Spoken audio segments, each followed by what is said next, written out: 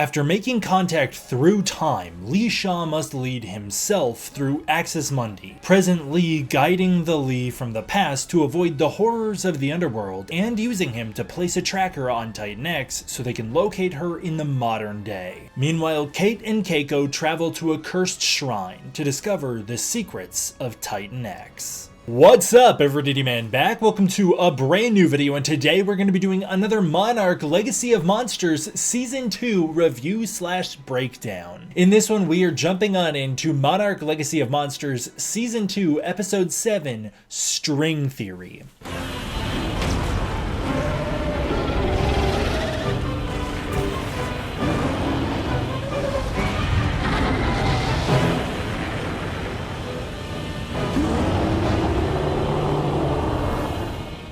This episode might be the biggest moment for Monarch Legacy of Monsters overall. It not only sets the tone for where the back half of this season is going to go, but it determines this entire show's fate. This show, what the future of the MonsterVerse is going to become, it's all starting to be determined by what happens right here, right now, with this episode. Obviously, today's fit was inspired by Tim.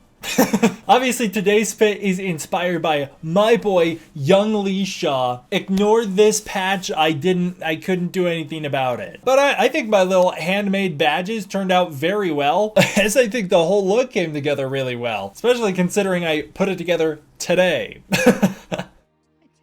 Monarch Legacy of Monsters Season 2 Episode 7 was directed by Ganja Monterio and was written by Joe Pekoski, who is a Season 2 consulting producer. As I said, this is one of the most foundational episodes of Monarch Legacy of Monsters to date, and also, this is the most I've thought about an episode after it since watching it. I've had a whole day to stew on it and a whole day to think about it, and I have just had a whole day to fall in love with it. While not outright shocking due to spectacle and awe, this episode introduces the biggest and most fascinating, yet also most nerve-wracking changes of the MonsterVerse to date, and that's what the shock and awe from this episode really comes from, is the concepts being explored here. What it did leave me with was so many questions and so much excitement and anticipation. There has been no episode that has made me desperately want to just click on the next one and watch it than this episode. This one really stepped it up a notch for me, and I'll explain why as we jump on into the plot here. Unlike your traditional episode of Monarch Legacy of Monsters, the past and present plot lines are fully intertwined. But this episode, the past and the present are simultaneously unfolding as one event. The first time that's happened in this show, which is so cool.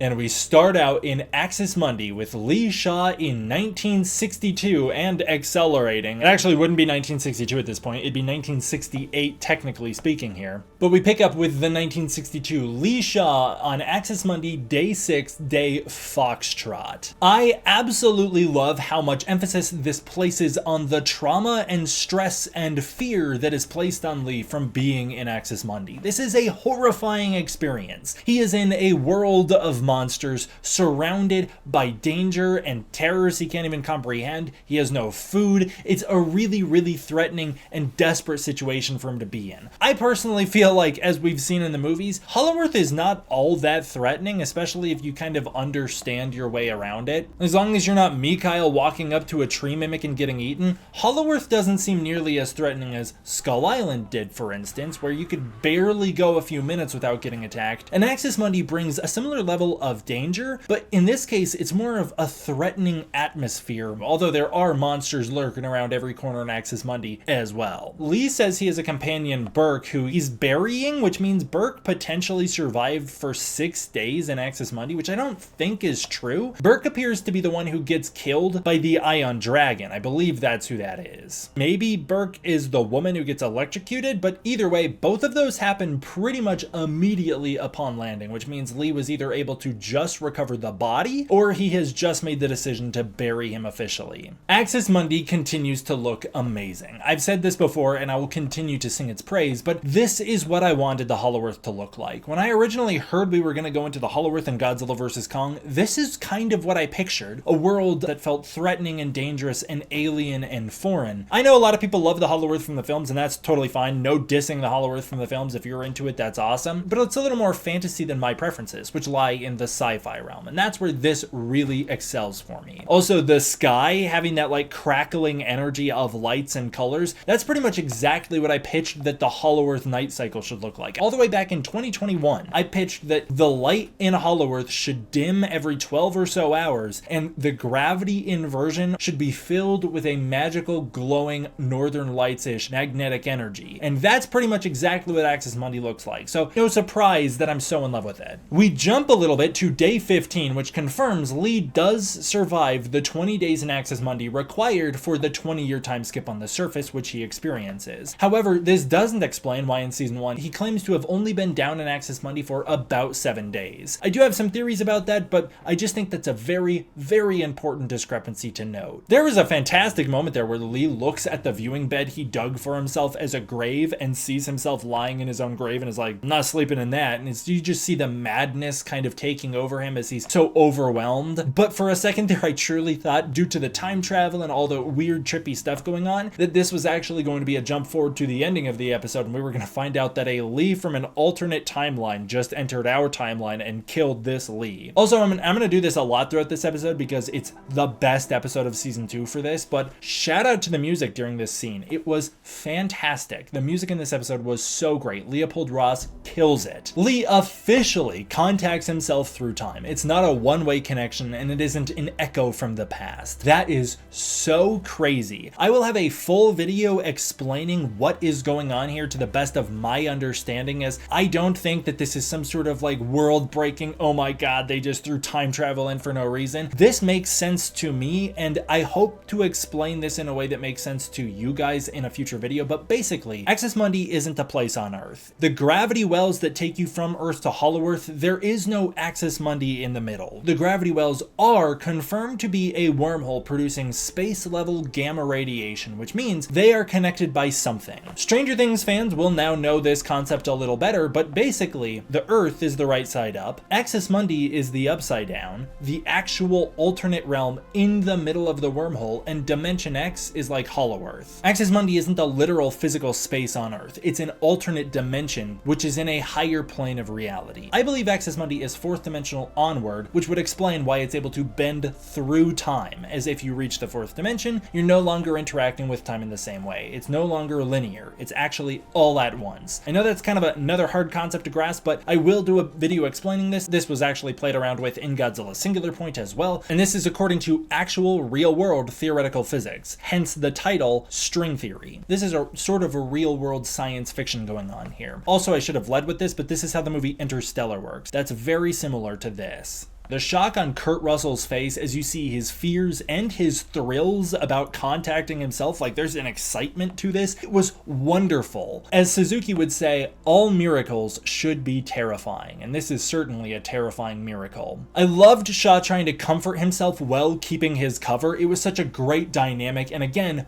beautiful music cues during this scene. Meanwhile, Keiko discovers the resonant frequency of Titan X's song creates an overlapping waveform pattern. What does that mean? I have no idea, but we've seen it since episode 2, I believe. We've seen that there are 2 double ripples that clash into each other with the waveform frequencies of Titan X, and I'm now wondering, is this a call and response scenario like the Muto? Is Titan X calling out as one of the ripples, and the second ripple responding is a second Titan? Maybe if Titan X isn't lost, the second Titan is, and in this episode we learn Titan X is not lost. There's something broader going on, and I'll circle back to this theory, but I truly think there is a second Titan out there that we're now gonna have to find or develop what's going on with it. I'm glad that Keiko was there to comfort Kate here in her moment of doubt, but it's weird to me that she feels like that there's even a possibility that this is all in her head and she's kind of going crazy, considering your brain amplified Titan X's waves so much that Keiko recorded it on a disc and is actively processing that data right now. Unless she was just doubting her interpretation of what those sounds mean, but it was silly to me for her to be like, maybe I'm crazy. Kate, your feet, when you stick them in the water, they produce sonic booms. is. There were some strange camera angles during this conversation, and there's actually a couple times throughout this episode that I thought we just got these bizarre and kind of distracting camera angles, especially these high angles I thought looked kind of weird. I'm gonna note that because that will play into my rating later on, as it did genuinely take me out of the experience, because we'd cut to them and I'd kind of be like, why did we cut to that angle? What is that communicating to the audience? Using Bill's notes, which I love that Bill Randa can still help to contribute to the modern day plot, that's very cool. They discover that a Japanese shrine was built on cursed land where a woman was supposedly possessed by a yokai and where multiple people heard this yokai's call. I love that, bringing in this type of mythology into the universe. That's super cool. The yokai portrayal of Titan X here, I think that this is an alternate Titan. The cave art in Santa Soledad portrays Titan X. It looks like she's approaching a second different Titan that looks much more like this yokai drawn here. Maybe a male, as Titan X is supposed to be a female, although Lee actually refers to Titan X as a male in this episode. And I believe El Grandiose Del Mar implies that Titan X is also a male, so multiple times we've referred to Titan X as a male in this series, but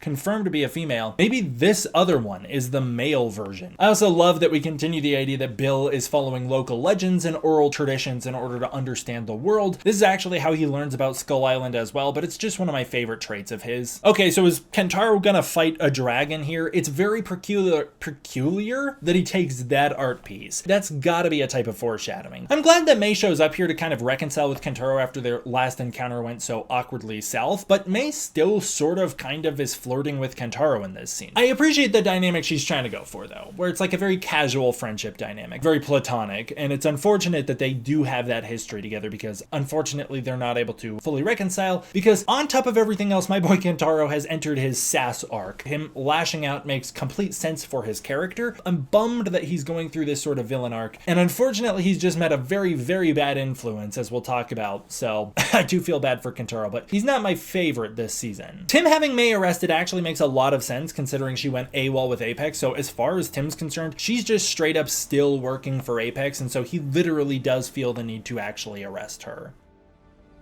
It seems that they lose connection to Lee from the past here, and maybe it's because the portal is still open and so there's still that kind of quantum distortion which is still active. But Suzuki reconfiguring his device reconnects and strengthens their connection to Lee from 1962, which means maybe they'll be able to recontact him in the future. There's still 5 more days he's left down there in Axis Mundi that they could reach back out to him. I think that's a very interesting idea if Suzuki figures out how to home in on that particular moment in history and is able to recontact him. I think we have a hint about that later in the episode. The colors in Axis Mundi are so freaking incredible, man. I love the blues and the greens and the reds and the purples. It's such a beautiful environment, and I appreciate that here the environment is the same for the Titans and the humans. It's consistent across if you're looking at the Ion Dragon flying around or if you're looking at Lee Shaw running through it. I really like that. Axis Mundi feels so much like the Upside Down from Stranger Things. I think it's very, very cool. Lee's asked what Titans he's encountered so far, and on his list is the Ion Dragon, a giant centipede the size of a school bus, which kind of reminded me of the one from the Skull Island anime, and more that go unnamed because he doesn't get to them yet, but we obviously know he's seen quite a few down here. Unfortunately though, no Godzilla. For a minute there, when Shaw was like, have you seen Godzilla yet? I really thought like, oh yes, this makes sense. But here it's confirmed, Godzilla was not in Axis Mundi at the same time as Lee back in 1962, which I guess makes sense that Godzilla wouldn't go there very frequently, but this also seems to confirm Lee will cross paths with Godzilla in the upcoming spin-off show set in 1984, considering Lee knows that Godzilla is the protector of nature's balance in 2014. He already knows that lesson, so at some point he learns that, and it clearly is no longer something he learns in Axis Mundi, which was our original theory. There's also a little sneaky moment here. Suzuki starts to question Shaw on if he actually remembers his time in Axis Mundi accurately, which I think is a huge hint, because Shaw shuts him down without answering, and I think that's a huge hint. I don't think Shaw remembers talking to his future self. I don't think that's something he remembers. I don't think he remembers that Keiko was down there. I don't think he remembers that. It would make sense considering he only seems to acknowledge 7 out of his 20 days in Axis Mundi. So there's a big gap in his memory and his recollection of what went on down there. Lee's recollection makes it seem like he landed and then was immediately sucked out of Axis Mundi, but he acknowledges that 7 days passed. Well, now we're finding out that 20 days passed and there's 13 14 that he can't seem to recall. Otherwise, why would he bomb the Hollow Earth portals in season 1? What a crazy thing to do. He knows Keiko's alive down there and he's like, I'm just gonna seal her down there. Ridiculous. Also, wouldn't he have more urgency trying to get to her to save her if he remembered she was still down there? I really liked the plan to put a tracker on Titan X. I thought that was a very clever plan and a very cool way to use the time travel. I also really like the character trait that Lee takes orders with minimal questioning of what's going on. It's a great way to show how much he looks up to authority at that point in his life and how far he's come in the future where he just can't stand authority. Also, there was a really cool tease there with the Endoswarmer showing up. I like that kind of foreshadowing and it added some tension to all of Lee's scenes down in Axis Mundi.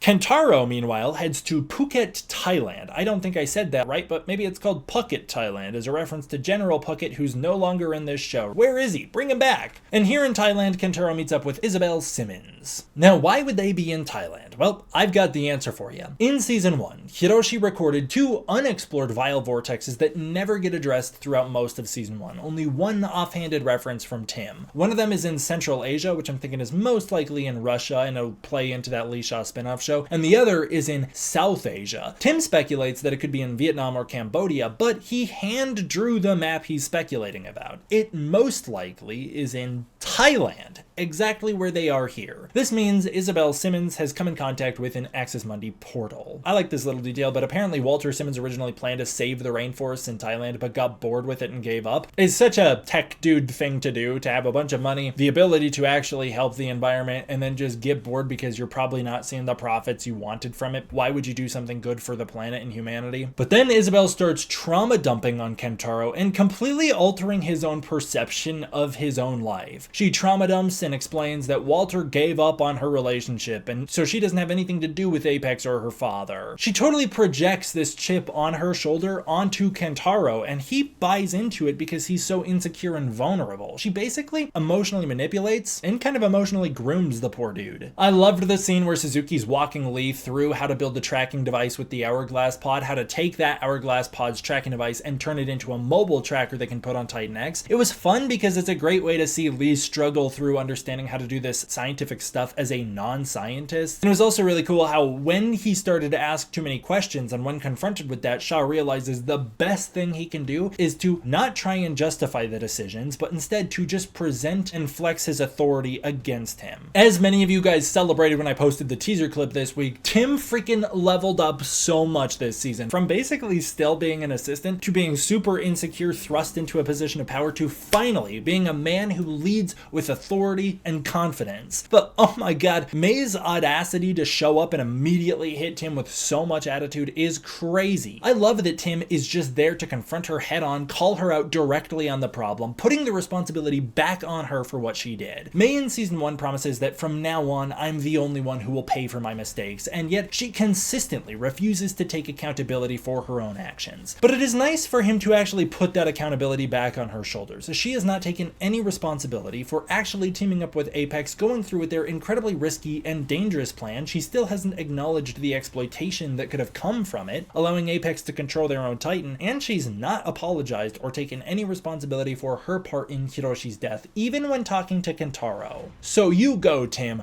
Get her. Monarch's theory is that May's device wound up frying Titan X's brain, throwing off its migratory routes, and so that's probably wrong because they've already addressed it. Monarch tends to be wrong about everything, it seems. Also, we have confirmation here Jason's still off the grid, so Apex definitely has some sort of alternate plan in motion that is far beyond what we understand at the moment. I still think that they could be trying to kidnap Titan X or luring it around with Suzuki devices, but after this episode, I'm thinking those theories are pretty low in priority. Maybe they have kidnapped the alternate Titan. Like I've said, I think there could be an alternate Titan out there. I'll just call it the Yokai for now. More backstory, we find out Isabel was adopted by the Simmons because they couldn't have a baby, but all of a sudden, 1 year later, Maya was born as this miracle child. And so she took the spotlight from Isabel, and so Isabel despises her and she's frustrated with her family overall. She plants that seed in Kentaro's head, saying that this is what happened to him with Hiroshi after Cate was saved from Axis Mundi, which just isn't true. Hiroshi sticks with Kentaro. Well, he does stand up for for Cate. He stays with Kentaro. He tells him he's proud of him, they work together, and unfortunately, the last thing and the only thing Kentaro has in his head at the moment is his last memory of his father. His father dying without him getting to say goodbye in the arms of Cate, a sister who he still holds a lot of resentment towards. So unfortunately, that's tainting his whole worldview, and Isabelle is using that against him. Isabelle reveals here, and she explains a little bit later, that her plan is to use Axis Mundi, not to change the world, she says, but to create a new one. She seems to want to go back in time to somehow, someway prevent the events of Godzilla 2014 from happening. How could you possibly even do that? We'll talk about it a bit later, but I'll have to get more into that in other videos, I'm sure.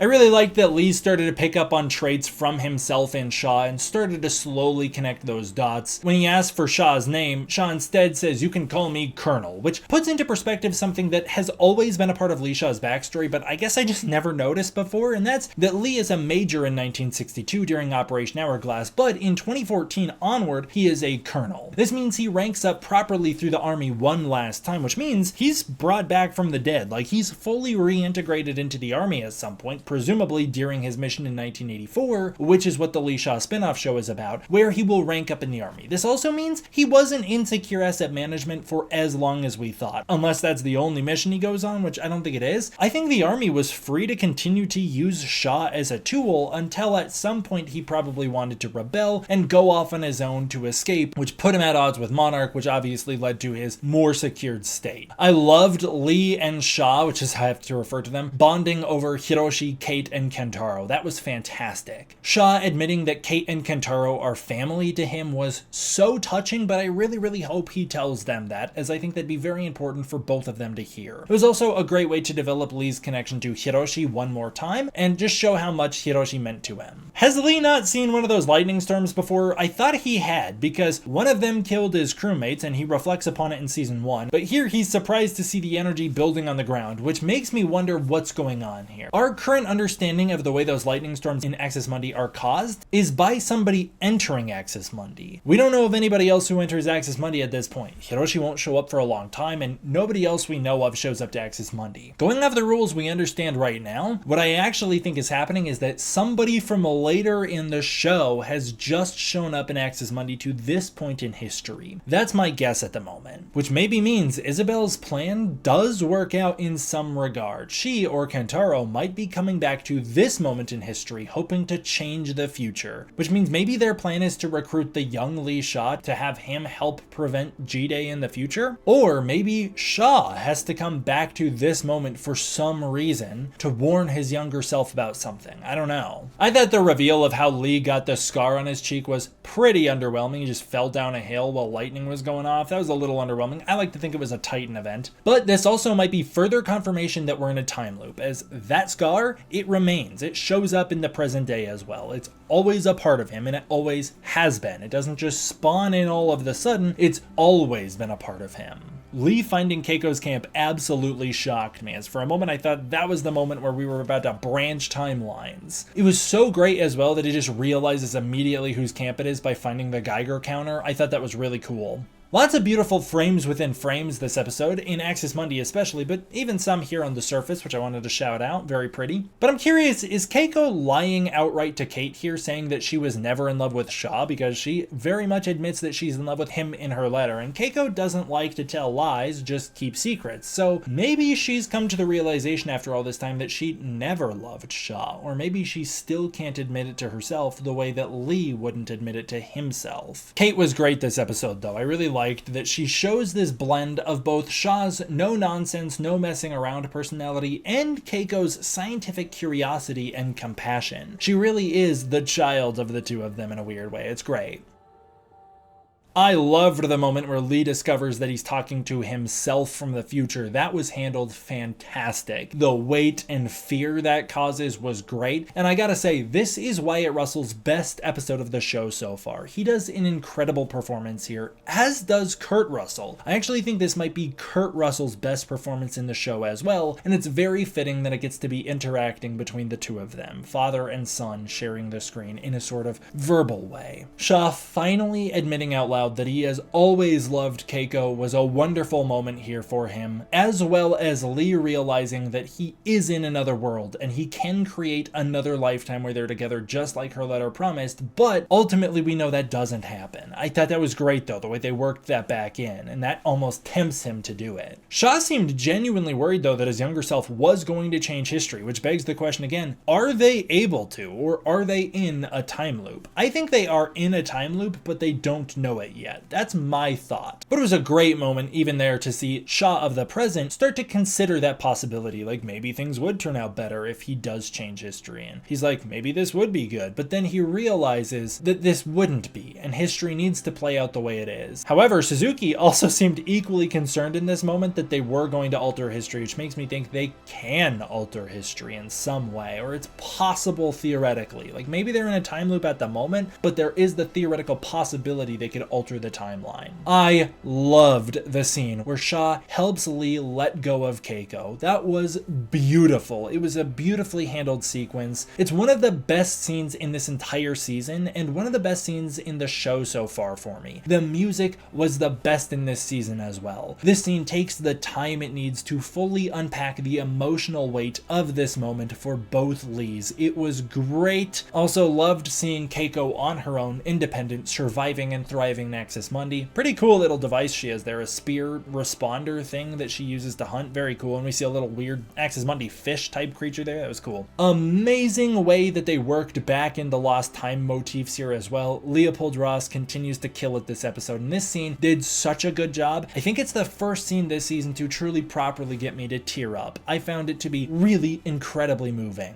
The well appears to be something of a resonance chamber, with caves amplifying the songs of Titan X throughout inside as it's connected to the nearby ocean. I really liked the idea here that Keiko's put in the exact opposite position that she put herself in back in 1959, finally being on the other end of that, and that she's assured that she did not make a mistake going down there in 1959. Things played out how they needed to, otherwise the two of them wouldn't be brought together in this moment. That was very touching. It was a great way to bring in the themes of fate, which are very present in this episode, and it was a very nice moment for Keiko to finally let go of that. I almost wanted, as Keiko says, sometimes what haunts us is what keeps us safe, for Kate to respond with Dr. Serizawa's own words. And sometimes the only way to heal our wounds is to make peace with the demons who created them. Having Keiko finally forgive herself and allow Kate to take the same leap of faith that she once did. The Tim and May duo is pretty decent, just thought I'd mention that. And I really like that we've already seeded what I believe is the beginnings of Brenda's redemption arc, as we find out she goes out of her way to protect May from repercussions and responsibility for what happened in episode 5. Without saying it, Isabel kind of reveals her plan to Kentaro here, and that plan is that Axis Mundi has strange properties and can reach through time. She somehow knows this, I'm not sure how, but she wants to use this to somehow prevent G-Day from happening, which raises two really big questions. The first, I guess three, because the first is like, how does she know that it has weird time properties? How much does she know about Axis Mundi, and how does she learn about it? The second, the more important ones, how does she know that Hiroshi told this information to Kentaro? She seems to know a lot, despite the fact that she doesn't have much to do with Apex and was told to stay away from Kentaro. So how did she find all of this out? And that moment was private just between the two of them. Maybe Apex had little cameras or wiretaps bugging them and listening in on them. Not unheard of for Apex to do. Or maybe she's learned it somehow, some way through other means. Also, girl, what's your plan to stop G-Day? What are you gonna do? Go back in time and ask Godzilla politely not to fight the Mutos, or maybe go to the male Muto and ask him not to wake up? Even if you go back and you try and electrocute the male Muto before his time, that doesn't necessarily prevent G-Day. It might just accelerate it. Like, what's your plan? You can't pick Godzilla up off Lagos Island and try and remove him from history. By the way, even that plan doesn't work, because he was reborn anyways and things played out exactly the same.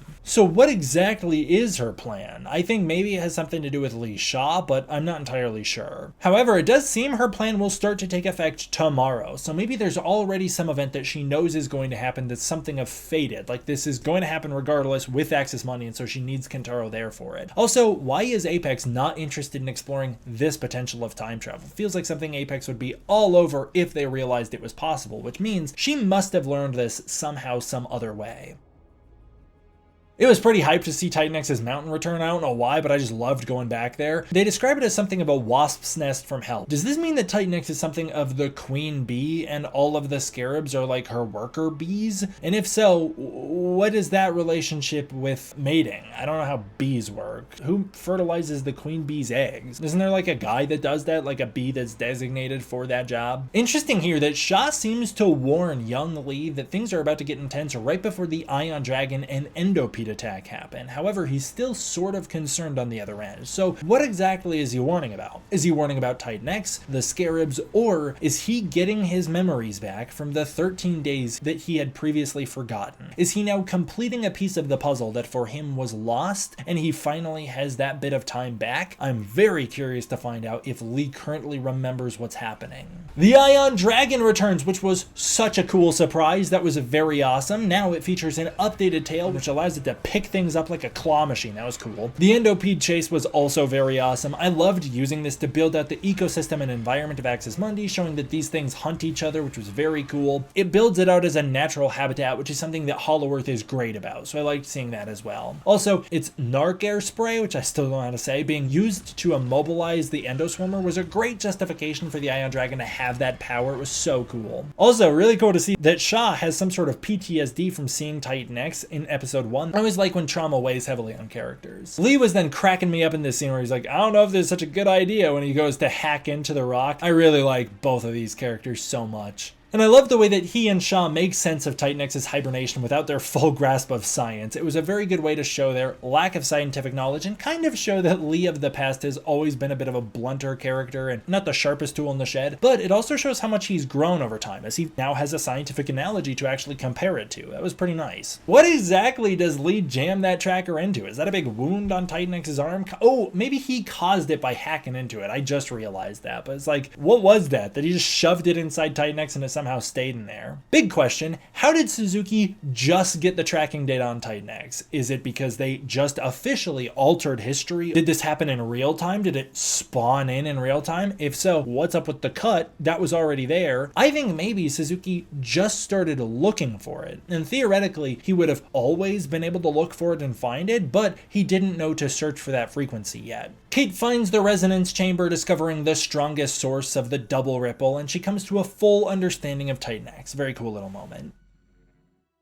Meanwhile, Lee and Shaw say goodbye. It's a really fantastic scene. I loved that beat. This was also the first time Shaw or anybody in this show has acknowledged that the Ion Dragon is Billy's dragon from the Laden. Finally, it's stated in the show. We already knew it from the design, but lots of people, including myself, thought that the one in the Laden might be the baby. I guess it still could be. I guess we don't know it's the one that fights Godzilla, but it was nice to just have that mentioned, as it's a weird thing that Lee never mentioned that in season 1. Was Shaw's warning that it won't always be easy to remember he's a good man? Is that going to come into play in some way? Was that because he's like, it's going to be hard to remember that because you beat yourself up so much about Keiko and everything else? Or is he saying that because he's got some real trauma coming up here in the Lee Shaw spin-off show? I'm not sure. Does he do some bad things in that show? I guess we will find out. We also get our first samples of the song Saying Goodbye for the season 2 soundtrack in this episode, like the teaser of Homecoming we get in Monarch Legacy of Monsters season 1 episode 6, which is later brought back in episode 110. It's nice that we get a teaser of it here, as it's such a fantastic song. I really liked that Shaw takes a beat to just process everything and let it sink in while this wonderful Monarch synth theme plays under it. Very cool. It's also like he's coming to terms with the fact that he thinks he's about to die. Kate confirms here Titan X isn't lost, but she does need help. So what exactly does she need help with? Does she need help avoiding Godzilla as Shaw's about to sick Godzilla on her and get her killed? Or is it that she's looking for her yokai and she needs to find it? Maybe that's what's going on here. I found those camera angles a little distracting. They were so close up and they were handheld, so they were kind of moving a lot. There was sometimes that they made artistic choices with the camera that I loved, and sometimes where I felt, I don't know if it's necessary here, and this was one of those moments. Loved the handheld and the wide shot, but close up, I'm not sure we needed it so intensely. Suzuki and Shaw's goodbye also made me tear up. That was a great moment. I love Suzuki. He's one of my favorite characters. I love his excitement and his enthusiasm and his young man energy. It's so great. And then Shaw hits him with the line, Goodbye, old friend. Dr. Serizawa's final words as we sample saying goodbye one more time. It was beautiful, and I don't know if that Serizawa parallel was intentional, but man, it really hit me. And then we find out here, Lee is expecting that this is a one-way trip and he will not make it back, and I obviously think he will. Although, there's a lot of people, including myself, thinking he might be in big danger in this season finale. I don't know. Towards the very end here, Monarch picks up the tracking on Titan X as well. They pick up the tracking on Hourglass 01, which is Titan X. How did they just pick that up? It didn't just spawn in, did it? That makes no sense. I'm thinking maybe it's because Suzuki or Lee sent that information to Tim, as Shaw and Tim have been communicating off-screen this entire season through text, so that makes sense. And I'm glad that Tim was proven right, that Shaw could locate Titan X using Bill Randa's notes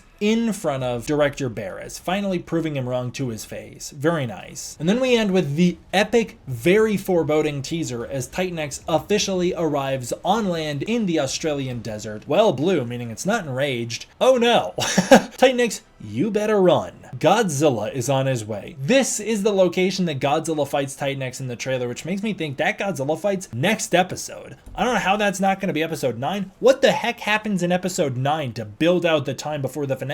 What on earth goes on? If Godzilla shows up to fight Titan X in the next episode, presumably he'll chase her to Skull Island. And then what? Kong fight play out and that's not the last episode? What is going on? I'm so freaking curious to find out what happens now, but I think Godzilla is showing up next week for real.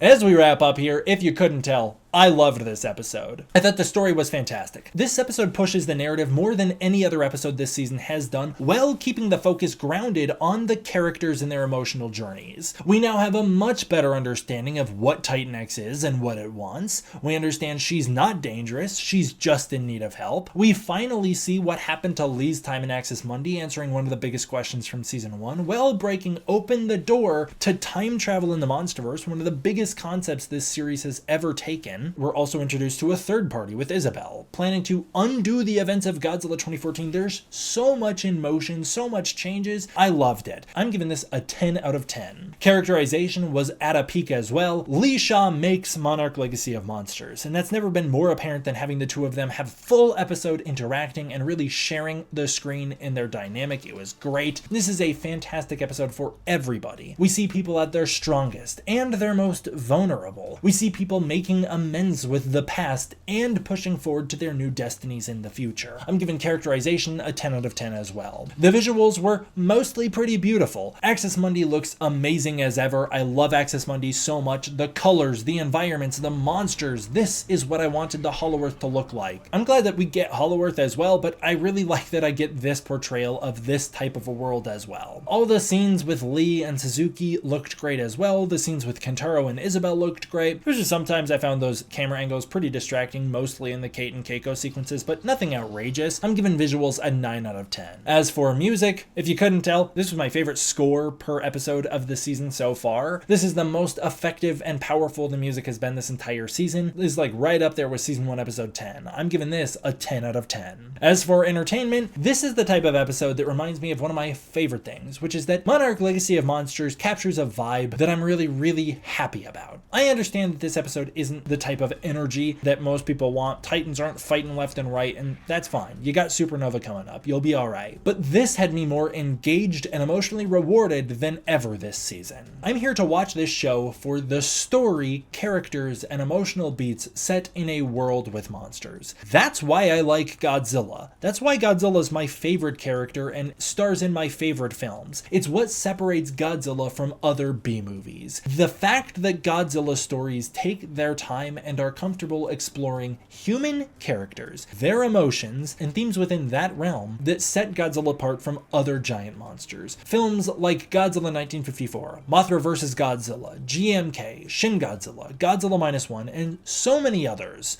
all do this so well. These movies are committed to the stories and characters and themes and emotion and not just the monsters. That's what makes Godzilla Godzilla. The fact that it was never about Godzilla, but it was about exploring a world with Godzilla in it. Kaiju fighting is fine, but that's not what makes or breaks a story for me, and this was a great story regardless of how little Titan action there was, and the Ion Dragon chase was still pretty cool. I'm giving this 10 out of 10. Overall, this episode scores a 9.8 out of 10. I'm very curious to look at all of my ratings over the course of this at the end of the season. I believe this ranks equal to my rating for season 2 episode 1. This is pretty much tied for it in my head. I think this is great.